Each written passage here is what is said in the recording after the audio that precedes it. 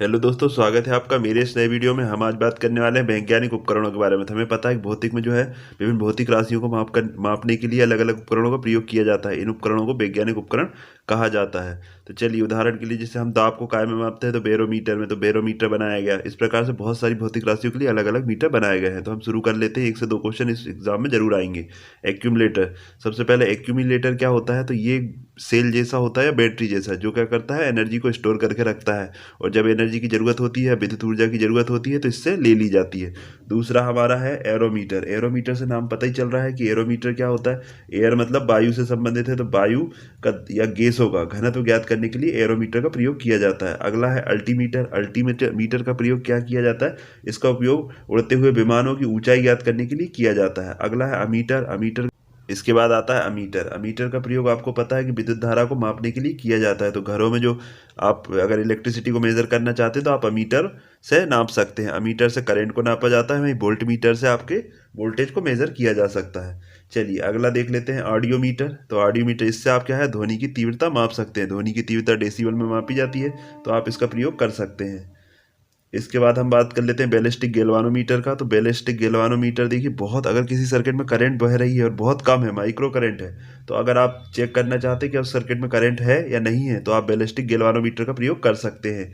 इसके बाद आ जाता है बैरोमीटर। तो बैरोमीटर देखिए, नाम पता ही चल रहा है कि बैरो मतलब ये है दाब। तो दाब से मापने के लिए जिस मीटर का उपयोग किया जाता है उसे बैरोमीटर कहा जाता है। फिर है वर्नियर कैलिपर्स।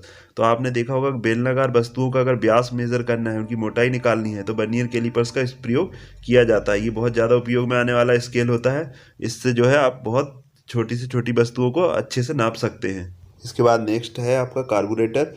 तो कार्बोरेटर जो है आपका पेट्रोल दहन या पेट्रोल ईंधन का दहन बताता है, गाड़ियों में लगा रहता है, तो आपने देखा होगा। फिर इसके बाद है कार्डियोग्राम। कार्डियोग्राम का संबंध हृदय गति से है, इसको इलेक्ट्रोकार्डियोग्राम कहते हैं। हृदय गति को बनाए रखने में सहायता प्रदान करता है।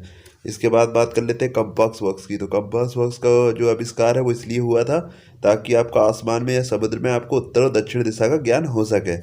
इसके बाद बात कर लेते हैं साइक्लोटॉन की। साइक्लोटॉन का उपयोग किस लिए किया जाता है? तो इसका प्रयोग जो है कणों को आवेशित करने के लिए किया जाता है। जैसे प्रोटॉन, इलेक्ट्रॉन, न्यूट्रॉन आदि को आवेशित कर कर इनकी जो है बमबारी किस पे की जाती है? आपके दूसरे नाभिकों पे, ताकि जो है आपका न्यूक्लियर फिजन और फ्यूज़न किया जा सके।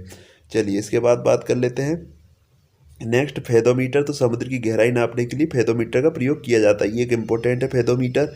इसके बाद है गेल्वानोमीटर। तो गेल्वानोमीटर जो है आपका बहुत कम माइक्रो करंट को मेज़र करने के लिए या उसकी दिशा बताने के लिए गेल्वानोमीटर का प्रयोग किया जाता है। इसके बाद बात कर लेते हैं जीएम काउंटर की या गाइगर मूलर काउंटर की। रेडियो एक्टिविटी का पता लगाने के लिए, अगर कहीं पर रेडियो एक्टिविटी हो रही है या रेडियो विकिरण का उत्सर्जन हो रहा है, तो उनका पता करने के लिए गाइगर मूलर काउंटर का प्रयोग किया जाता है। इसके बाद है हाइग्रोमीटर। हाइग्रोमीटर वायुमंडल की आर्द्रता नापने के लिए इसका प्रयोग किया जाता है।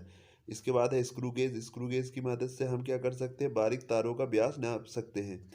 इसके बाद देख लेते हैं लाइटिंग कंडक्टर। लाइटिंग कंडक्टर ऊंची इमारतों पर लगाए जाते हैं ताकि जब बिजली गिरती है इन बिल्डिंगों पे, तो उन बिल्डिंगों से को नष्ट ना करे और उसकी जो लाइट है या इलेक्ट्रिसिटी है वो धरती में ग्राउंड कर दी जाए। ग्राउंड होने पर जो इलेक्ट्रिसिटी है वो ज़ीरो हो जाती है।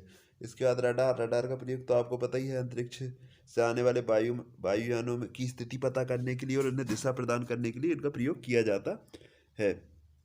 इसके बाद बात कर लेते हैं सीस्मोग्राफ का। तो आपको पता है इसका जो है प्रयोग भूकंप के बारे में जानकारी पता करने के लिए प्रयोग किया जाता है। फिर एक है सेक्सटेंट।